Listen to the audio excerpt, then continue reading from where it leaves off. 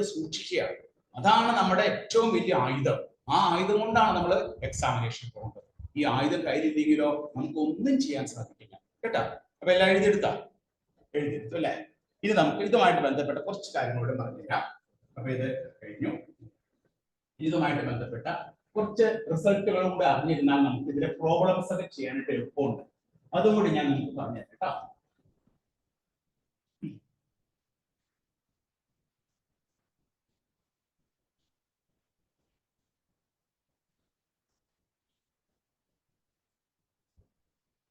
അപ്പൊ ഈ എഴുതിയിരുന്ന ഫോർമുലാസ് ഒക്കെ നിങ്ങൾ ഇടയ്ക്കിടയ്ക്ക് ഇങ്ങനെ നോക്കണം കേട്ടോ. ഫോർമുലാസ് കൃത്യമായിട്ട് അറിഞ്ഞാൽ മാത്രമേ ജയിക്കുള്ളൂ. പരീക്ഷയ്ക്ക് നല്ല മാർക്ക് മേടിക്കാൻ സാധിക്കുള്ളൂ. ഇതുമായിട്ട് ബന്ധപ്പെട്ട കുറച്ച് കാര്യങ്ങൾ അറിയണം. നമ്മൾ പ്രോബ്ലം ചെയ്തു വരുമ്പോൾ ഫേസ് ചെയ്യുന്ന കുറച്ച് കാര്യങ്ങളാണ്. e⁻ax sin bx dx ഇങ്ങനെ വന്നു കഴിഞ്ഞാൽ നിങ്ങൾ വളരെ പ്രധാനപ്പെട്ട ഒരു ഫോർമുലയാണ്. ഈ ഫോർമുല ഓർത്തിരിക്കുക. e⁻ax a square plus b square a sin bx minus b cos bx. ഈ ഫോർമുല ഓർത്തിരിക്കണം. ഇതുമായി ബന്ധപ്പെട്ട ഒരു പ്രോബ്ലം നമുക്ക് വന്നാൽ ഇന്റഗ്രേഷൻ ചെയ്യാനായിട്ട് നമ്മൾ ഓർത്തിരിക്കേണ്ട ഫോർമുലയാണത്. എന്താണ് formula? e⁻ax a square plus b square a sin bx minus b cos bx. അടുത്ത ഫോർമുല ഏതാണ്? e⁻ax cos bx dx. ഈ ഫോർമുല എന്താണത്? e⁻ax a square plus b square a cos bx plus b sin bx. അടുത്ത formula. ഈ formula നിങ്ങൾ ഓർത്തിരിക്കണം. a cos bx plus b sin bx. പിന്നെ നിങ്ങൾ ഓർത്തിരിക്കേണ്ടതാണ് 0 to infinity lower limit 0 upper limit ഇൻഫിനിറ്റിയും ആണെങ്കിൽ e⁻ax cos bx dx ഇങ്ങനെ വന്നാൽ ലോവർ ലിമിറ്റ് 0 അപ്പർ ലിമിറ്റ് ഇൻഫിനിറ്റിയും വന്നാൽ നമുക്ക് അതിനെ ഇന്റഗ്രേറ്റ് ചെയ്യേണ്ട ആവശ്യമില്ല. നേരിട്ട് നമുക്ക് എന്ത് എഴുതാം? a square plus b square എഴുതാം. a square plus b square എഴുതാം. ഇവിടെ ലോവർ ലിമിറ്റ് 0 ആയിരിക്കണം, അപ്പർ ലിമിറ്റ് ഇൻഫിനിറ്റി ആയിരിക്കണം. അതുപോലെ 0 to infinity e⁻ax sin bx dx ആണെങ്കിലോ sin bx dx ആണെങ്കിൽ നിങ്ങൾക്ക് അതിനെ എങ്ങനെ എഴുതാം? b by a square plus b square എഴുതാം. b by a square plus b square എഴുതാം. പിന്നെ അതുപോലെ തന്നെ 0 to infinity e⁻x square dx ഇങ്ങനെ വരികയാണ്. 0 to infinity e⁻x square dx എന്ന് വരികയാണെങ്കിൽ നിങ്ങൾക്ക് ഡയറക്റ്റ് ആയിട്ട് എന്താ ആൻസർ എഴുതാം? √π/2. ഓർത്തിരിക്കുക. e⁻0 to infinity e⁻x square dx എന്ന് കണ്ടു കഴിഞ്ഞാൽ നിങ്ങൾക്ക് അതിന്റെ ആൻസർ എന്ത് എഴുതാം? √π/2. പിന്നെ അടുത്ത റിസൾട്ട് കൂടെ ഓർത്തിരിക്കുക. Integral 0 to infinity sin ax by x dx ഇങ്ങനെ വന്നാൽ lower limit 0 upper limit infinity sin ax by x dx എന്ന് വന്നാൽ നമുക്ക് അതിന്റെ ആൻസർ എന്താണ്? അതിന്റെ ആൻസർ π/2 എന്നാണ്. ആൻസർ π/2 ആണ്.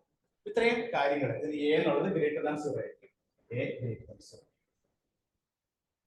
അപ്പോ ഈ ഇത്രയും റിസൾട്ട് നമ്മൾ ഓർത്തിരിക്കുകയാണെങ്കിൽ നല്ലതായിരിക്കും. കാരണം പലപ്പോഴും പ്രോബ്ലം ചെയ്യുമ്പോൾ ഇത് നമുക്ക് പ്രയോജനപ്പെടും. പ്രയോജനപ്പെടുന്ന കാര്യങ്ങളാണ് ഇതൊക്കെ. ഇത്രയും ഫോർമുലാസ് ഓർത്തിരിക്കുക. ഒന്നാമത്തെ ഫോർമുല, രണ്ടാമത്തെ ഫോർമുല, മൂന്നാമത്തെ formula lower limit 0 upper limit ഇൻഫിനിറ്റിയും ആണെങ്കിൽ കോസിന്റെ കേസിൽ a/a square plus b square. 0 to infinity sign ആണെങ്കിൽ b/a square plus b square. അടുത്ത കേസിലാണെങ്കിൽ e⁻x square dx ആണെങ്കിൽ √π/2. ഇത്ര ഓർത്തിരിക്കുക. പിന്നെ നിങ്ങൾ ഇതിൽ ഓർത്തിരിക്കേണ്ടത് കുറച്ച് ട്രിഗണോമെട്രി ഫോർമുലാസ് ഓർത്തിരിക്കണം. ട്രിഗണോമെട്രി ഫോർമുലാസ് ഏതാണ്? 2 sin a trigonometry formula 2 sin a cos b. 2 sin a cos b എന്ന് പറഞ്ഞാൽ എന്താണ്? sin a plus b plus sin a minus b. ഇത് ഓർത്തിരിക്കണം. നമ്മൾ +1 പഠിച്ച ട്രിഗണോമെട്രി ഫോർമുലയാണ്. പിന്നെ പഠിച്ച ഫോർമുല ഏതാണ്? 2 cos a sin b.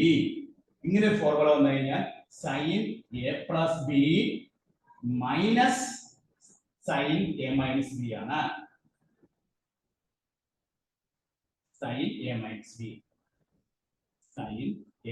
b. ഇനി അതുപോലെ 2 cos a cos b ആണെങ്കിലോ cos a plus b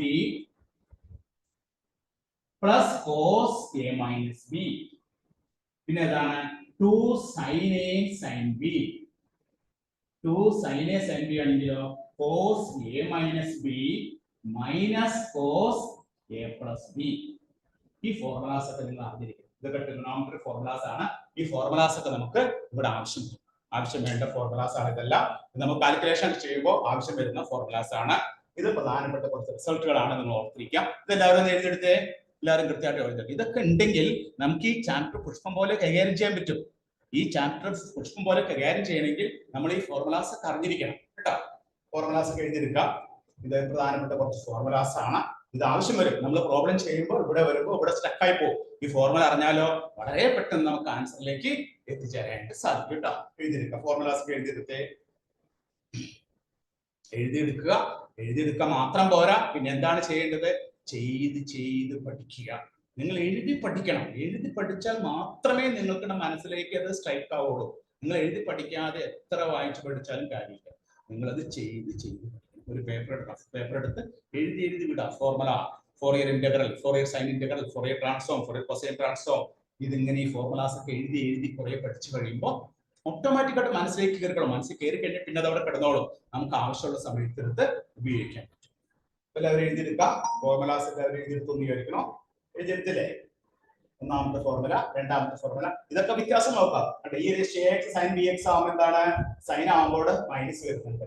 A sine B X, A കൊണ്ട് sine B X minus B cos B X. ഇവിടെ കോസ് ആവുമ്പോൾ A cos B X plus B sine B X. ആ ഒരു വ്യത്യാസങ്ങളൊക്കെ മനസ്സിലാക്കണം ഫോർമുലയില്. എങ്ങനെ വേണം, എന്നിട്ട് വേണം നമ്മൾ അത് സേവ് ചെയ്തെടുക്കാനായിട്ട്. കണ്ടോ? ഇവിടെ സൈൻ വരുമ്പോൾ ഒരു മൈനസ് വരും, കോസ് വരുമ്പോൾ പ്ലസ് ആണ് വരുന്നത്. പിന്നെ നോക്കിയേ, ഇവിടെ lower limit 0 upper limit infinity ആകുമ്പോൾ A by A square plus B square.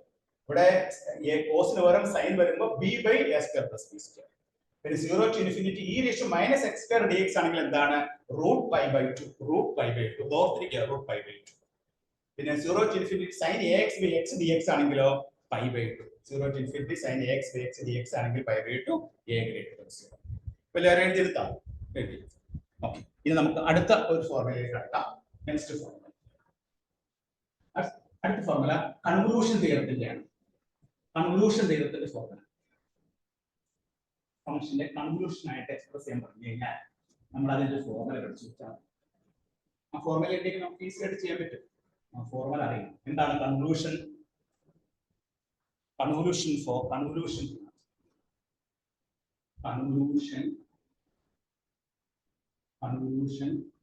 Theorem four Fourier transform.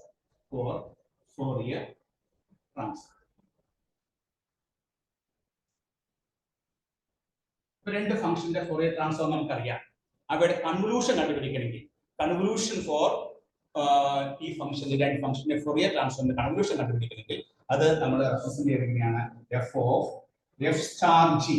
F എന്ന ഫംഗ്ഷൻ, ജി എന്ന ഫംഗ്ഷൻ, അവയുടെ convolution for Fourier transform. Fourier transform convolution of F of X and G of X അങ്ങനെ എഴുതാം. Convolution of Fourier transform of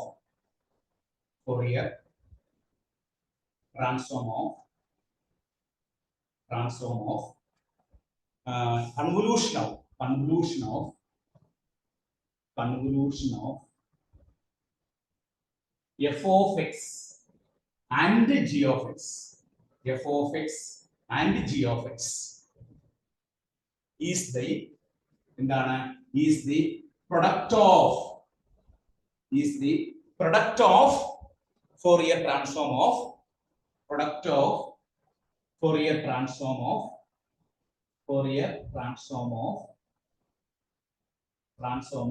individual functions.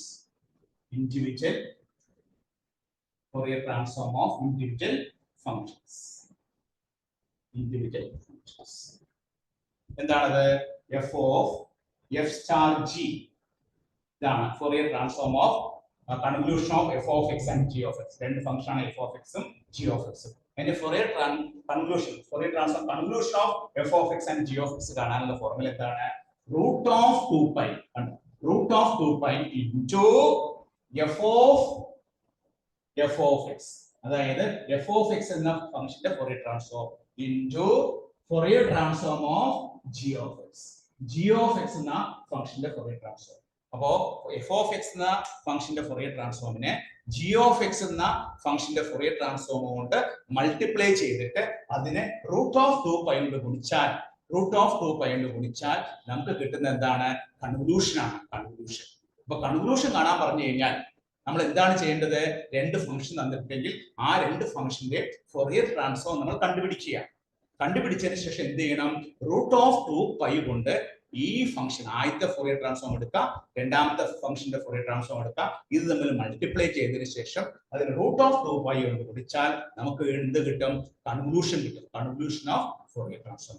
അപ്പൊ ഇന്ന് എഴുതിയെടുത്ത് conclusion എഴുതിയെടുക്കാം. ഇവിടെ f(x) ഉം g(x) എന്താണ്? രണ്ട് ഫംഗ്ഷൻസ് ആണ്. രണ്ട് function, two functions defined in the interval -∞ to +∞.